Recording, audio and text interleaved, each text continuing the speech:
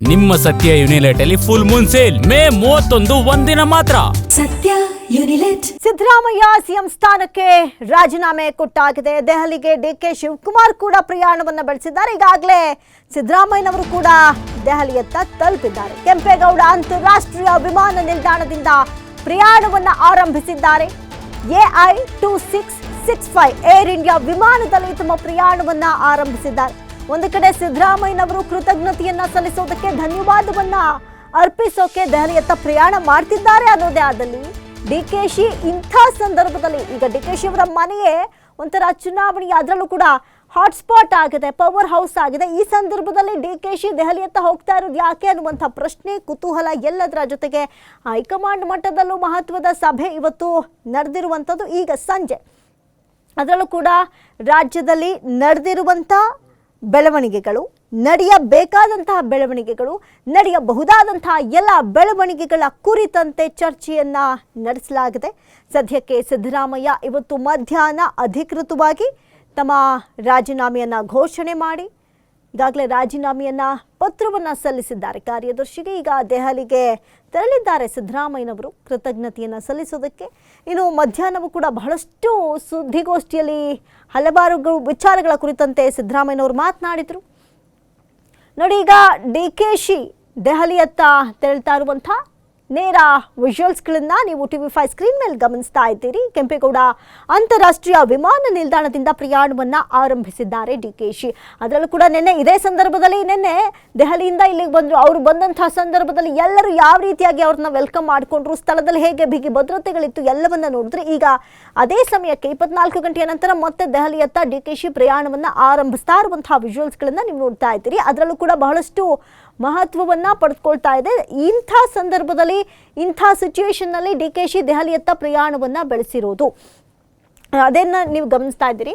ಈಗಾಗಲೇ ಅದಕ್ಕೂ ಮುನ್ನ ಇವತ್ತು ಬಹಳಷ್ಟು ರಾಜಕೀಯ ಬೆಳವಣಿಗೆಗಳಿಗೆ ಸಾಕ್ಷಿಯಾಯಿತು. ಕಾವೇರಿ ನಿವಾಸ, ಇನ್ನು ಬ್ಯಾಕ್ ಟು ಬ್ಯಾಕ್ ಮೀಟಿಂಗ್ಗಳು ನಡೀತು, ಉಪಹಾರದ ವ್ಯವಸ್ಥೆ ನಡೀತು, ಸಭೆಗಳು ನಡೀತು, ಕೃಷ್ಣಾದಲ್ಲಿ ಸುದ್ದಿಗೋಷ್ಠಿ ನಡೀತು. ಸುದ್ದಿಗೋಷ್ಠಿ ಸಂದರ್ಭದಲ್ಲಿ ಹಲವರು ಭಾವುಕರಾದಂಥ ಭಾವನಾತ್ಮಕ ಸನ್ನಿವೇಶಗಳಿಗೆ ಇವತ್ತು ಸಾಕ್ಷಿಯಾಯಿತು. ಇದೆಲ್ಲದರ ನಡುವಣ ಸಂಜೆ ಆದ ತಕ್ಷಣ ಡಿಕೆಶಿ ಅವರ ನಿವಾಸ ಜನರಿಂದ, ಡಿಕೆಶಿ ಅವರ ನಿವಾಸದ ಮುಂದೆ ಜನ, ಬೆಂಬಲಿಗರು, ಕಾರ್ಯಕರ್ತರು, ಅಪಾರ ಸಂಖ್ಯೆಯ ಆಪ್ತರು, ಆಪ್ತ ಬಳಗದವರು, ಸಚಿವರು, ಶಾಸಕರು ಎಲ್ಲರೂ ಕೂಡ ವಿಶಸ್ ತಿಳಿಸೋದಕ್ಕೆ ಬಂದರು, ಶುಭ ಕೋರೋದಕ್ಕೆ ಬಂದರು. ಡಿ.ಕೆ. ಸುರೇಶ್ ಅವರು ಕೂಡ ಅಲ್ಲೇ ಇದ್ದರು.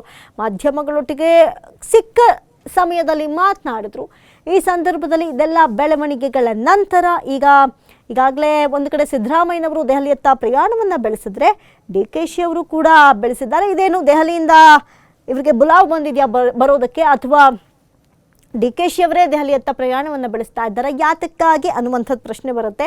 ಇಂಥ ಸಂದರ್ಭದಲ್ಲಿ ಬಹುಶಃ ಸಲಹೆ ಸೂಚನೆಗಳಿದೆ. ಇನ್ನು ಮುಂದೆ ಯಾವ ರೀತಿಯಾಗಿರಬೇಕು, ಏನು ಮಾಡಬೇಕು, ಮುಂದೆ 2028ರ ಚುನಾವಣೆಯನ್ನು ಕೂಡ ಯಾವ ರೀತಿಯಾಗಿ ಎದುರಿಸಬೇಕಾಗತ್ತೆ, ಅದಕ್ಕೆ ಯಾರು ಸಮರ್ಥ ನಾಯಕ. ಈಗಾಗಲೇ CM ರೇಸ್ನಲ್ಲಿ ಬಹಳಷ್ಟು ಕ್ಯೂಗಳು ಬೆಳೀತಾ ಇದೆಯಲ್ವ, ಈ ಎಲ್ಲ ವಿಚಾರಗಳ ಕುರಿತಂತೆ ಇನ್ನು ವಿಶ್ವಾಸಕ್ಕೆ ತೆಗೆದುಕೊಳ್ಳೋದು ತುಂಬ ಮ್ಯಾಟ್ರ್ ಆಗುತ್ತೆ. ಅಫ್ಕೋರ್ಸ್ ಡಿಕೆಶಿ ಸಿಕ್ಕಾಪಟ್ಟೆ ಚೆನ್ನಾಗಿ ಎಲ್ಲವನ್ನ ನಿರ್ವಹಿಸಬಹುದು. ಆದರೆ ಒಂದಷ್ಟು ಸಲಹೆ ಸೂಚನೆಗಳು ಡಿಕೆಶಿಗೂ ಇರುತ್ತೆ.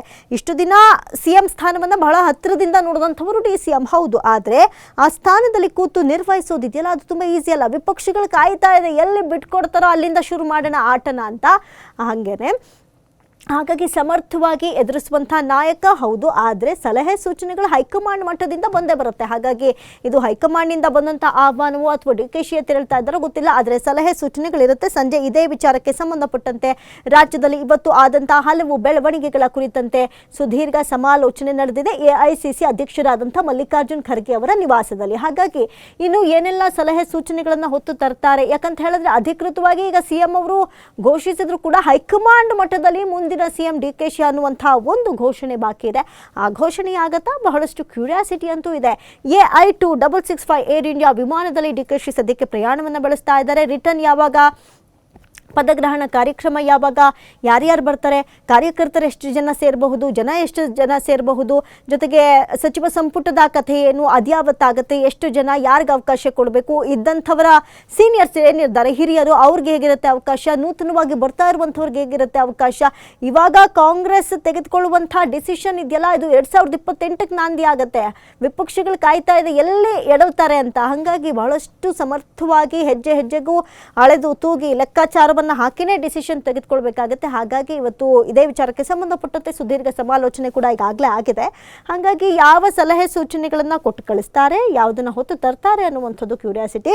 ಇನ್ನು ಸಿದ್ದರಾಮಯ್ಯನವ್ರಿಗೂ ಅಷ್ಟೇ, ಒಂದು ಕಡೆ CM ಅವರು ತಾವೇ ಇಷ್ಟಪಟ್ಟು ತಾವು ಬಿಟ್ಕೊಟ್ಟಿರುವಂಥ ಸೀಟಲ್ಲ, ಹೌದು, ಮಧ್ಯಾಹ್ನ ಅದನ್ನು ಖುಷಿಯಾಗಿ ಬಿಟ್ಕೊಟ್ರು. ಆದರೆ ಈ ನಿಲುವಿಗೆ ಬರೋದಕ್ಕೆ ಕಾರಣ ಹೈಕಮಾಂಡ್ ಹೇಳೋವರೆಗೂ ನಾನೇ CM ಅಂತ ಸಿದ್ದರಾಮಯ್ಯನವ್ರು ಹೇಳಿದ್ರು. ಆ ಒಂದು ಮಾತಿಗೆ ತಕ್ಕಂಗೆ ನಡ್ಕೊಂಡು ಇನ್ನು ರಾಹುಲ್ ಅವರಿಗೆ ಭಾರಿನೇ ನಿಷ್ಠೆ ನೇಮದಿಂದ ಬಂದಂಥವ್ರು ಸಿದ್ದರಾಮಯ್ಯನವರು. ಅವ್ರು ಬಂದಂಥ ರಾಜಕೀಯ ಇತಿಹಾಸವನ್ನು ಗಮನಿಸೋದಾದರೆ ಹೈಕಮಾಂಡ್ ಹಾಕಿದ ಗೆರೆನ ದಾಟಿಲ್ಲ, ಹೈಕಮಾಂಡ್ ಹೇಳಿದ ಮಾತನ್ನು ಸಿದ್ದರಾಮಯ್ಯನವ್ರು ಮೀರಿಲ್ಲ ಅಲ್ವಾ. ಹಾಗಾಗಿ ಈಗ ಹೈಕಮಾಂಡ್ ಹೇಳಿದಕ್ಕೆ ಇವತ್ತು ಇಷ್ಟೆಲ್ಲ ಬೆಳವಣಿಗೆಗಳು ನಡೆದಿದೆ. ಹೈಕಮಾಂಡ್ ಹೇಳ್ತು, ಅವ್ರಿಗೆ ಸ್ಥಾನವನ್ನು ಬಿಟ್ಕೊಟ್ರು. ಆದರೆ ಹೈಕಮಾಂಡ್ ಕೂಡ ಬಹಳಷ್ಟು ಗೌರವಾನ್ವಿತರಾಗಿ ಸಿದ್ದರಾಮಯ್ಯನವರನ್ನ ನಡೆಸ್ಕೊಳ್ಬೇಕಾಗತ್ತೆ. ಅದಕ್ಕೋಸ್ಕರ ಬನ್ನಿ, ರಾಷ್ಟ್ರ ರಾಜಕಾರಣದ ಹತ್ರ ನೀವು ಬನ್ನಿ ಅಂತ ಕರೆದ್ರು. ನಿಮ್ಮ ಅವಶ್ಯಕತೆ ಪಕ್ಷಕ್ಕಿದೆ. ಜೊತೆಗೆ ನೀವು ಎಲ್ಲವನ್ನ ಕೇಂದ್ರದಲ್ಲೂ ಕೂಡ ವಿಪಕ್ಷ ನಾಯಕನಾಗಿ ಸಮರ್ಥವಾಗಿ ನಿರ್ವಹಿಸಬಲ್ಲಂಥ ಸಮರ್ಥ ನಾಯಕ. ಅದರಲ್ಲೂ ಕೂಡ ಅಹಿಂದ ಅಂದರೆ ಸಿದ್ದರಾಮಯ್ಯನವರು ಅಂದರೆ ಅಹಿಂದ ಅಷ್ಟರ ಮಟ್ಟಿಗೆ ಫ್ಯಾನ್ ಬೇಸು, ಅಭಿಮಾನಿ ಬಳಗ, ಕಾರ್ಯಕರ್ತರು ಎಲ್ಲರನ್ನ ಕೂಡ ಸಿದ್ದರಾಮಯ್ಯನವರು ಇಟ್ಕೊಂಡಿದ್ದಾರೆ. ಹಾಗಾಗಿ ಆಹ್ವಾನ ಬಂದರೂ ಕೂಡ ಮೊದಲಿಗೆ ಈಗ ಮೊನ್ನೆ ನಡೆದಂಥ ಒಂದು ಸಂದರ್ಭಗಳಲ್ಲಿ ಯೋಚನೆ ಮಾಡಿ ಹೇಳ್ತೀನಿ 2-3 ದಿನ ಬಿಟ್ಟು ಅಂತ ಹೇಳಿದ್ರು. ಆಪ್ತರ ಜೊತೆ ಮಾತನಾಡಿದ್ರು ಸಿದ್ದು. ಆದರೆ ರಾಷ್ಟ್ರ ರಾಜಕಾರಣದಲ್ಲಿ ಯಾವುದೇ ಒಲವಿಲ್ಲ, ನನಗೆ ರಾಜ್ಯ ರಾಜಕಾರಣವೇ ಇಂಟ್ರೆಸ್ಟ್ ಇದೆ, ನಾನು ಶಾಸಕನಾಗಿ ಬೇಕಾದರೆ ಇಲ್ಲಿ ಮುಂದುವರಿತೀನಿ ಅಂತ ಹೇಳಿದ್ರು. ಆದರೆ ಸಿದ್ದರಾಮಯ್ಯನವ್ರನ್ನ ಈಗ ಶಾಸಕನಾಗಿ CM ಹುದ್ದೆಯಲ್ಲಿ ಇದ್ದಂಥವ್ರನ್ನ ಈಗ ಶಾಸಕನಾಗಿ ಅಥವಾ ಪಕ್ಷಕ್ಕೆ ಸಲಹೆ ಸೂಚನೆಗಳನ್ನು ಕೊಡೋದಕ್ಕೆ ಮಾತ್ರ ಇಟ್ಕೊಳ್ಳೋಕ್ಕಾಗುತ್ತೆ, ಅಥವಾ ಬೇರೆ ಸ್ಥಾನಮಾನಗಳೇನಾದರೂ ಕೊಡಬಹುದಾ, ಅದರ ಎಲ್ಲ ಲೆಕ್ಕಾಚಾರಗಳನ್ನು ಕೂಡ ಹಾಕೊಳ್ತಾ ಇದ್ದಾರೆ. ಇನ್ನು ದೆಹಲಿಗೆ ಹೋಗಿರುವಂಥ ಸಿದ್ದರಾಮಯ್ಯನವರು ಕೂಡ ಪಕ್ಷ ಬಲವರ್ಧನೆಗಾಗಿ, ಪಕ್ಷ ಸಂಘಟನೆಗಾಗಿ ಮುಂದೆ ಏನೇನು ಮಾಡಬೇಕು, ಏನೇನು ಮಾಡಬಹುದು ಎಲ್ಲವನ್ನ ಕೂಡ ತೀರ್ಮಾನ ಮಾಡ್ಕೊಂಡು ಬರುವಂಥ ಚಾನ್ಸಸ್ ಇರುತ್ತೆ. ಇನ್ನು ಪುತ್ರ ಯತೀಂದ್ರಗೂ ಒಂದು ಉತ್ತಮ ಸ್ಥಾನಮಾನ ಕೊಡಬಹುದಾ, ಜೊತೆಗೆ ಇಲ್ಲಿ ನಾನು ಈ ಸ್ಥಾನದಿಂದ ಇಳಿದಿರೋದ್ರಿಂದ ಅಹಿಂದ ವರ್ಗ ಬಹಳಷ್ಟು ನೊಂದ್ಕೊಂಡಿರುತ್ತೆ. ಹಾಗಾಗಿ DCM ಸ್ಥಾನ ಅಹಿಂದ ವರ್ಗಕ್ಕೆ ಎಷ್ಟು ಕೊಡಬೇಕು, ಏನು ಕತೆ ಎಲ್ಲವನ್ನ ಕೂಡ ಒಂದಿಷ್ಟು ಸಲಹೆ ಸೂಚನೆಗಳನ್ನು ಸಿದ್ದರಾಮಯ್ಯನವರು ಹೈಕಮಾಂಡ್ ಕೊಡೋದಿದೆ. ಹೈಕಮಾಂಡ್ ಕೂಡ ಸಿದ್ದರಾಮಯ್ಯ DKಶಿ ಅವರು ಕೊಡೋದಿದೆ. ಹಾಗಾಗಿ ಈಗ ರೇಸ್ನಲ್ಲಿ ಪರಮಹೆಸರವರು ಬರ್ತಾನೆ ಇರುತ್ತೆ. ಹಾಗಾಗಿ ಅದರಿಂದ ಸತೀಶ್ ಜಾರಕಿಹೊಳಿ ಅವರಿದ್ದಾರೆ. ಯಾರಿಗೆ ಕೊಡಬೇಕು, ಏನು ಮಾಡಬೇಕು, ಹೇಗಿರುತ್ತೆ ಎಲ್ಲವೂ ಕೂಡ ಹೈಕಮಾಂಡ್ ಈಗ ಅಳೆದು ತೂಗಿ ಕ್ಷಣಕ್ಕೂ ಲೆಕ್ಕಾಚಾರ ಹಾಕಿ ಅನೌನ್ಸ್ ಮಾಡಬೇಕಾಗಿದೆ. ಇನ್ನು ಇವತ್ತು ನಡೆದಂಥ ಮಧ್ಯಾಹ್ನದ ಸುದ್ದಿಗೋಷ್ಠಿ ಬಹಳಷ್ಟು ಮಹತ್ವ ಪಡೆದುಕೊಳ್ತು. ಅದರ ಜೊತೆಗೆ ರಾಜೀನಾಮೆಯನ್ನು ಸಿದ್ದರಾಮಯ್ಯನವರು ಈಗಾಗಲೇ ಅಧಿಕೃತವಾಗಿ ಸಲ್ಲಿಸಿದ್ದಾರೆ.